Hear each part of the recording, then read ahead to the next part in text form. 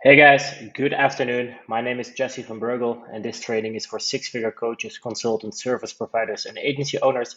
Today I'm going to speak about a three-step process you can use to generate high-quality leads through LinkedIn. This strategy is part of the content system that enables me and my clients to generate hundreds of high-ticket leads per month through LinkedIn. I made a few other videos on this topic, like you can find them in the show notes below. It's about creating a content strategy on LinkedIn. It's about finding your ideal client audience.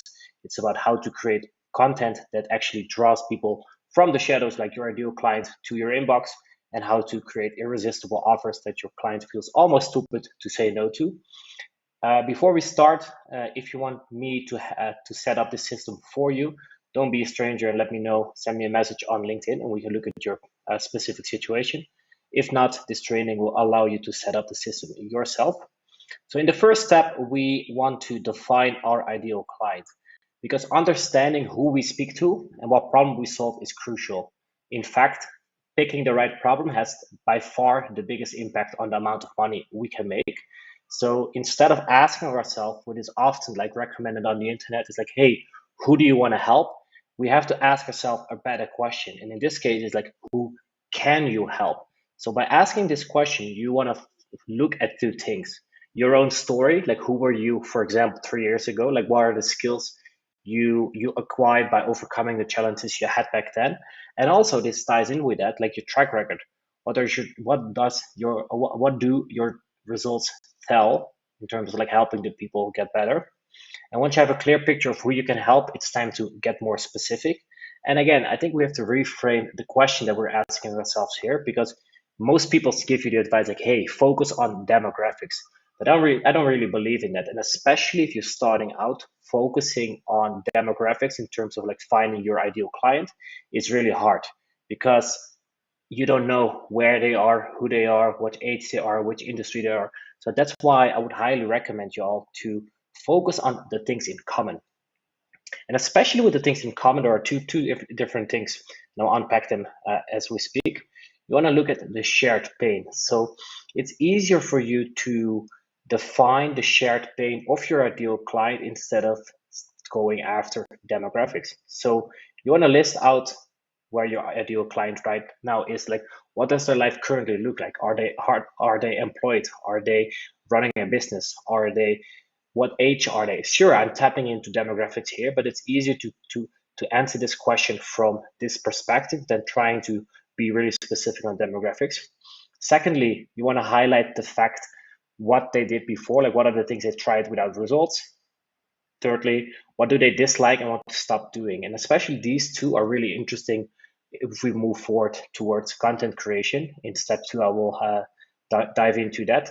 So the more you can do the work here in terms of like ideating about your ideal client, the more work you can do. Then secondly, we can of course like look at the shared characteristics. What do these people call themselves? Like entrepreneurs don't call themselves entrepreneurs, and especially if we utilize LinkedIn in order for us to find our clients to generate more leads, we can't really we can't simply focus on entrepreneurs.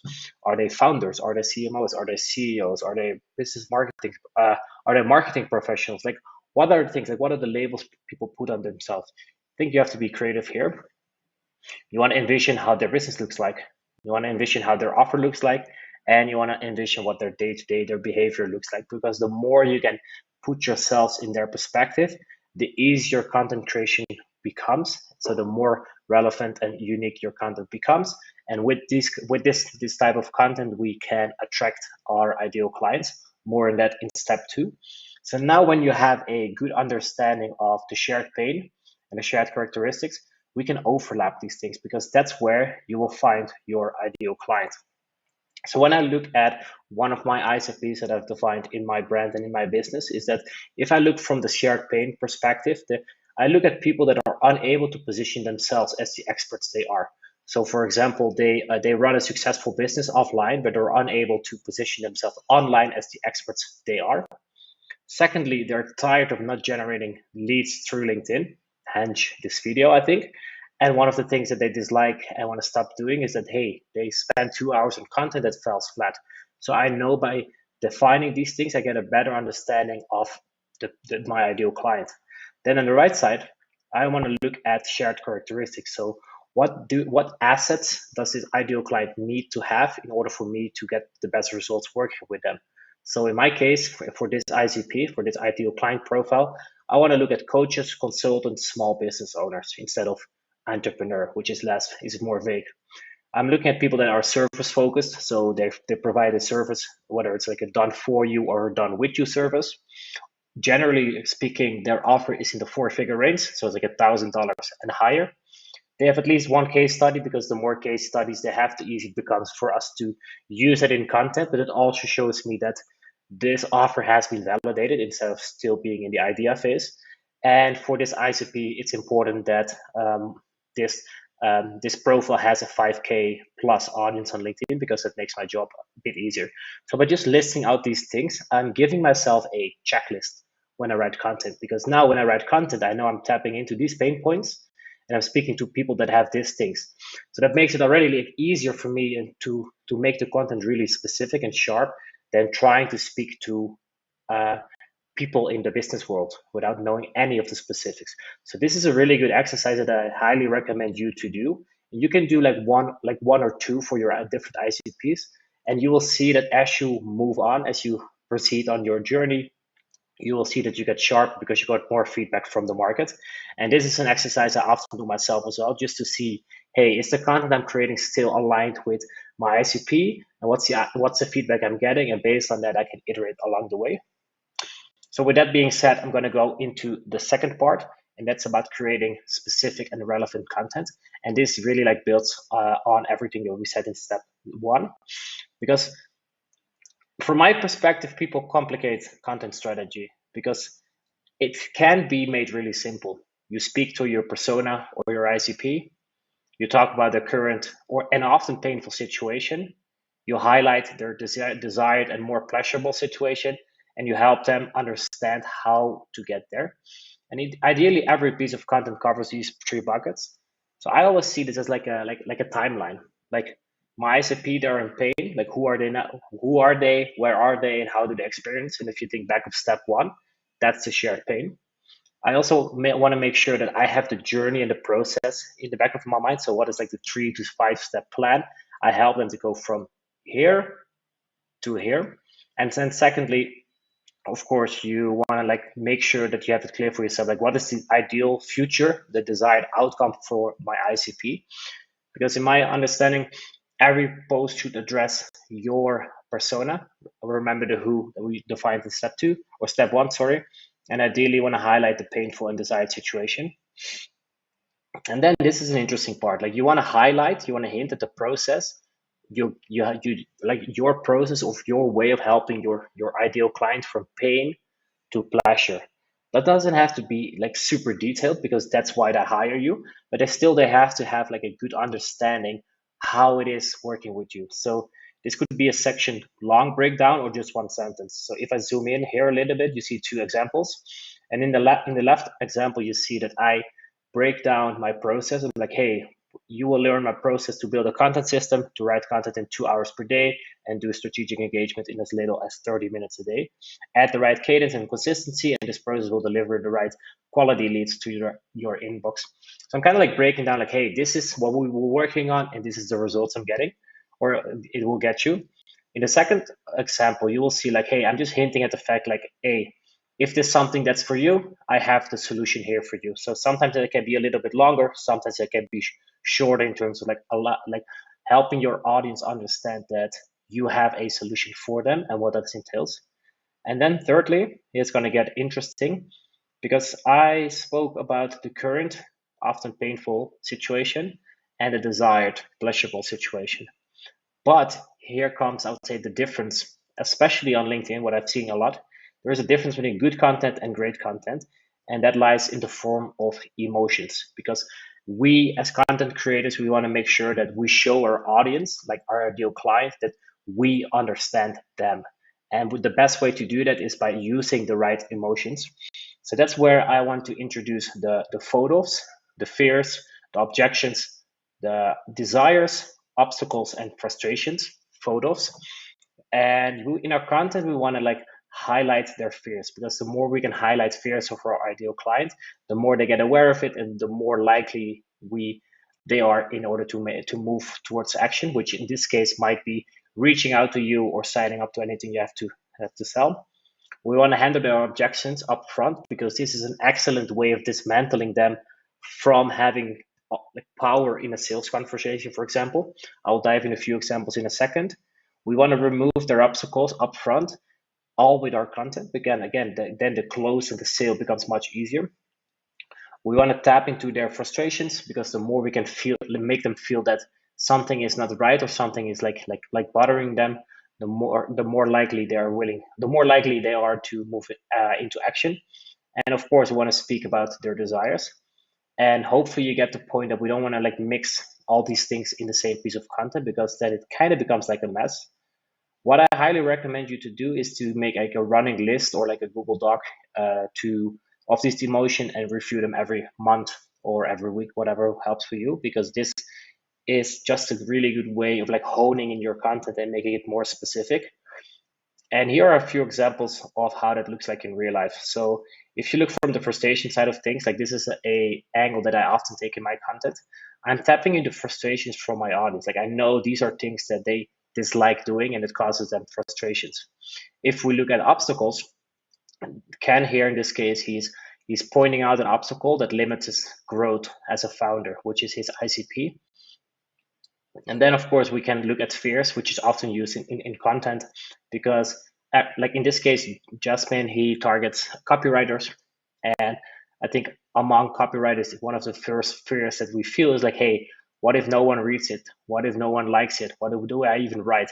I think that very legit fears, like me in my for myself as like in the beginning of my writing journey, these are legit fears. So if I would be at that stage right now, a post like this would definitely get my attention. Uh, so with that being said, I want to highlight the fact that I break down this full strategy in the content strategy video, which is also linked below. And this is like a more like high level overview. But it's like using the right emotions is by far the best, the biggest difference you can have between good content and great content, because this is where your audience like leans in and moves closer to taking action, whether that's booking a call, signing up to your newsletter, buying your product, sending a DM, whatever the call to action is that you have there in place.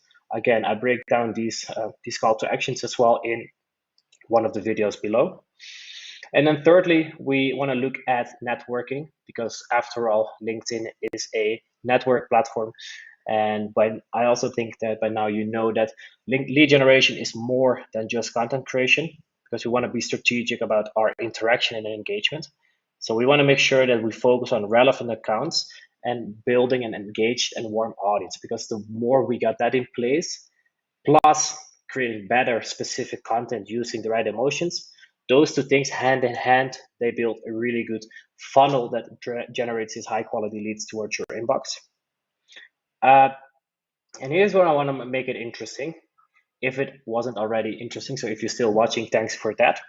Because I see a big chunk of the internet talk about ICP. Like I did it as well in this video for a reason, but it's like short for ideal client profile.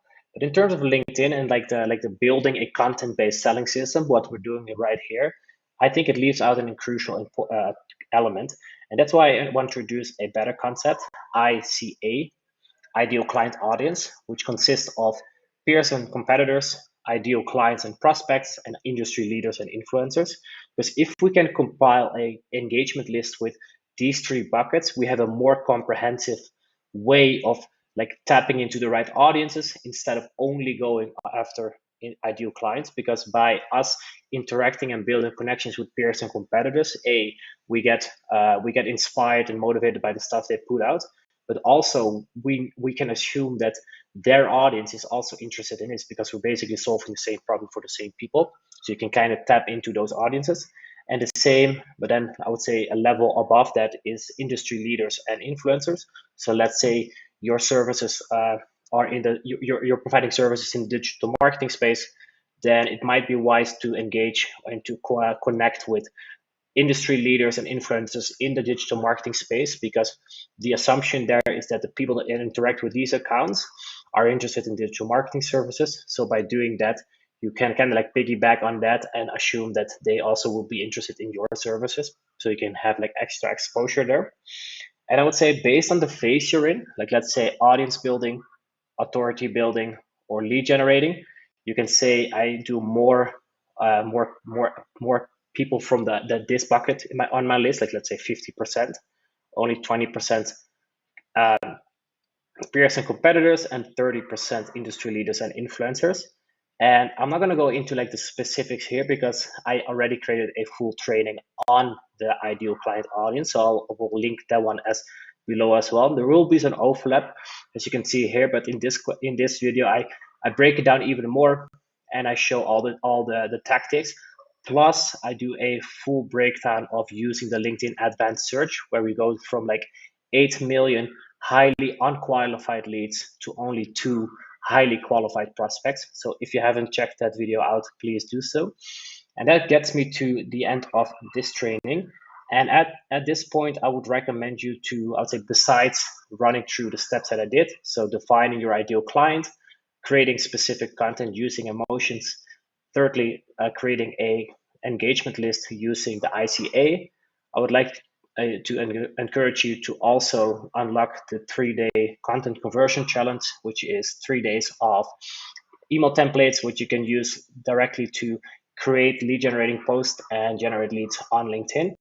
And secondly, there are 18 templates to use to increase your likelihood of having your cold DMs being accepted and thus doing the outreach or growing your audience strategically.